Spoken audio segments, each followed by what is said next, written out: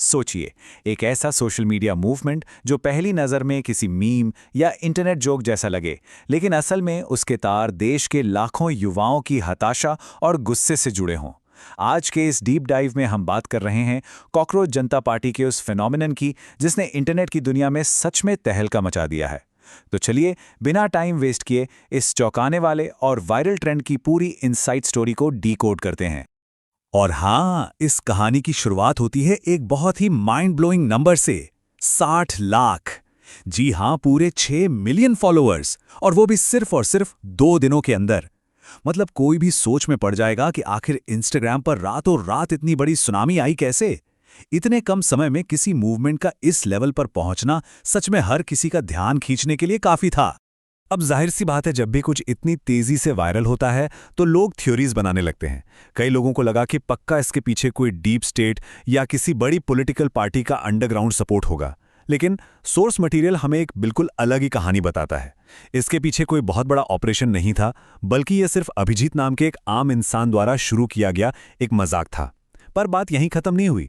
ये छोटा सा जोक देखते ही देखते आज की जेनजी पीढ़ी के फ्रस्ट्रेशन का एक बहुत ही सीरियस और रियल रिफ्लेक्शन बन गया। आलम यह था कि कुछ ही दिनों में 20,000 से ज्यादा लोगों ने इसके ऑफिशियल मेंबर के तौर पे साइन अप कर लिया। तो आइए इस सफर के पहले हिस्से को समझते हैं, एक वायरल राजनीतिक मजाक कि कैसे एक मीम बन गया आंदोलन। अब आपके मन में यह सवाल जरूर आ रहा होगा कि यार, ये कॉकरोच नाम ही क्यों? मतलब इतना अजीब नाम किसने रखा? तो इसका जवाब मिलता है हाल ही में दिए गए एक बयान से। हमारे सोर्स के मुताबिक न्यायपालिका के एक बहुत ऊंचे पद से ये टिप्पणी आई थी कि देश के ऐसे युवा जिनके पास रोजगार नहीं है और जो सोशल मीडिया पर एक्टिविस्ट बने फिरते हैं, वो दरअसल कॉकरोच के समान हैं। अब आमतौर पर ऐसे बात सुनकर कोई भी बुरा मान जाएगा, है ना? लेकिन इसके उलट युवाओं ने इस तथाकथित अपमान को एक बैज ऑफ ऑनर यानी सम्मान के प्रतीक के रूप में अपना लिया, और बस यहीं से जन्म हुआ कॉकरोच जनता पार्टी का। और इसके पीछे उनका लॉजिक भी बहुत सीधा है। सोर्स मटेरियल के अनुसार इस मूवमेंट से जुड़े लोगों का कहना है कि जब आपने पूरे सिस्टम को ही एक गटर बना दिया है, तो स्वाभाविक सी बात है वहां कॉकरोच ही तो पैदा होंगे। ये एक बहुत ही तीखा, बहुत ही सार्कास्टिक पॉइंट ऑफ व्यू है। ये सीधे सीधे उस व्यवस्था की नाकामियों पर निशाना साधता है जिसने युवाओं को इस हद तक सोचने पर मजबूर कर दिया। और यही बात हमें इस पूरे मुद्दे के सबसे दिलचस्प पहलू तक ले जाती है, कॉकरोच बनाम क्रोकोडाइल, यानी सिस्टम बनाम युवा। इस पूरे डिजिटल मूवमेंट को अगर एक मेटाफर या रूपक में समझना हो तो ये लड़ाई सिर्फ कॉकरोचों की नहीं है। ये असल में एक बहुत बड़ा कॉन्ट्रास्ट है कॉकरोच और क्रोकोडाइल यानी मगरमच्छों के बीच। एक तरफ है ये क्रोकोडाइल, सोर्स के मुताबिक ये वो लोग हैं जो इस भ्रष्ट सिस्टम का पूरा मजा ले रहे हैं। इसमें वो लोग शामिल हैं जो पेपर लीक करवाते हैं, या वो जिन्हें पेट्रोल, डीजल और राशन के बढ़ते दामों से कोई फर्क नहीं पड़ता। ये बिना जेल गए ऐश कर रहे हैं। वहीं दूसरी तरफ है कॉकरोच, हमारे वो आम युवा जो हाथों में डिग्रियां लिए घूम रहे हैं लेकिन नौकरियां नहीं हैं, जो हर महीने बढ़ते किराए और ईएमआई की टेंशन में जी रहे हैं। सीधा सा मतलब यह है कि एक तबका सिस्टम के मजे लूट रहा है और दूसरा उसकी भारी कीमत चुका रहा है। अब हम इस विश्लेषण के तीसरे और सबसे अहम हिस्से पर आते हैं, युवाओं का गहरा गुस्सा। आखिर इस आग को भड़का कौन रहा है? देखिए, इतना बड़ा मूवमेंट बस एक दिन की नाराजगी का नतीजा तो हो नहीं सकता। इसके पीछे जो असली कारण है वो बहुत गहरे हैं। पहला सबसे बड़ा कारण है परीक्षाओं के पेपर लीक होना, जैसे कि नीट का मामला जिसने लाखों स्टूडेंट्स के भविष्य को अधर में लटका दिया। दूसरा बड़ा कारण है रोजमर्रा की जिंदगी का महंगा होना, चाहे वो पेट्रोल हो या मकान का किराया। और तीसरा, जो सबसे ज्यादा खटकने वाला पॉइंट सोर्स में बताया गया है, वो है डिस्ट्रैक्शन पॉलिटिक्स यानी ध्यान भटकाने वाली राजनीति। जहां एक तरफ अमेरिका और दुनिया के बाकी देश आर्टिफिशियल इंटेलिजेंस और क्लीन एनर्जी जैसे फ्यूचरिस्टिक टॉपिक्स पर काम कर रहे हैं, वहीं हमारे देश में पिछले एक दशक से हिंदू मुस्लिम जैसी बांटने वाली बहसें ही चल रही हैं। ये साफ दिखाता है कि हमारी इतनी बड़ी युवा आबादी के पोटेंशियल को कैसे बर्बाद किया जा रहा है। और इसी सब फ्रस्ट्रेशन के बीच इस मूवमेंट ने सिर्फ हवा में बातें नहीं की हैं, उनकी तरफ से एक बहुत ही स्पेसिफिक और बड़ी डिमांड सामने आई है। शिक्षा व्यवस्था की इन लगातार नाकामियों को देखते हुए उन्होंने सीधे तौर पर देश के शिक्षा मंत्री धर्मेंद्र प्रधान के इस्तीफे की मांग कर दी है।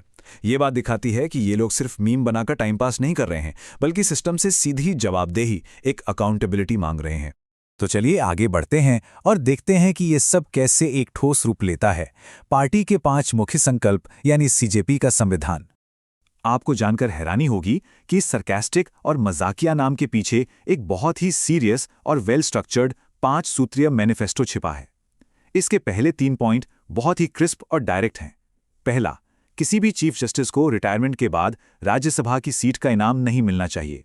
ये सीधा न्यायपालिका में किसी भी तरह के फेवरेटिज्म या पक्षपात को रोकने के लिए है। दूसरा संकल्प, हर एक लीगल वोट की हिफाजत होनी चाहिए। अगर किसी के वोट कटते हैं तो मुख्य चुनाव आयुक्त पर यूएपीए के तहत सख्त एक्शन होना चाहिए। और तीसरा, संसद और कैबिनेट में महिलाओं को सीधा 50% का आरक्षण मिले। ये पॉइंट साफ बताते हैं कि वो हमारे इलेक्टोरल और जुडिशियल सिस्टम में ट्रांसपेरेंसी को लेकर कितने ज़्यादा सीरियस हैं। अब आते हैं आखिरी 2 पॉइंट्स पर जो और भी दिलचस्प हैं। चौथा संकल्प है पूरी तरह से स्वतंत्र मीडिया की मांग। उनका कहना है कि ऐसे न्यूज़ नेटवर्क्स के लाइसेंस तुरंत रद्द होने चाहिए जो किसी एक की मोनोपोली में आते हैं और सिर्फ सरकार का गुणगान करते हैं, जिसे आज के समय में लोग गोदी मीडिया भी कहते हैं। और पांचवा यानी आखिरी संकल्प है दल बदलने वाले नेताओं पर रोक। अगर कोई नेता चुनाव जीतने के बाद पार्टी बदलता है तो उस पर अगले 20 साल तक चुनाव लड़ने का बैन लगना चाहिए।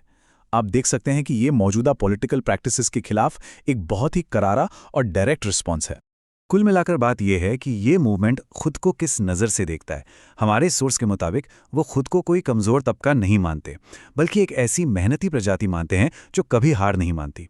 जैसा कि उनका साफ कहना है, कॉकरोच कभी गिव अप नहीं करता। ये एक जीता जागता सबूत है कि कैसे एक सिंपल सा इंटरनेट मीम आज के युवाओं के लिए एक मॉडर्न और ऑर्गेनाइज्ड पॉलिटिकल मैनिफेस्टो में बदल गया है। एक ऐसा मंच जो पूरी तरह से युवाओं का है, युवाओं द्वारा बनाया गया है और युवाओं के लिए ही काम कर रहा है।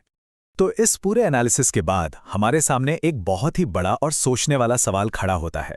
क्या ये कॉकरोच जनता पार्टी सिर्फ एक ऐसा सोशल मीडिया ट्रेंड है जो कुछ दिनों में गायब हो जाएगा, या फिर ये एक हताश, परेशान लेकिन पूरी तरह से अवेयर पीढ़ी की तरफ से सिस्टम के लिए एक परमानेंट वेकअप कॉल है? भविष्य के ऐसे डिजिटल मूवमेंट्स किस दिशा में जाएंगे ये तो वक्त ही बताएगा, पर एक बात तो तय है, हम इसे इग्नोर नहीं कर सकते। इसके बारे में सोचिएगा जरूर।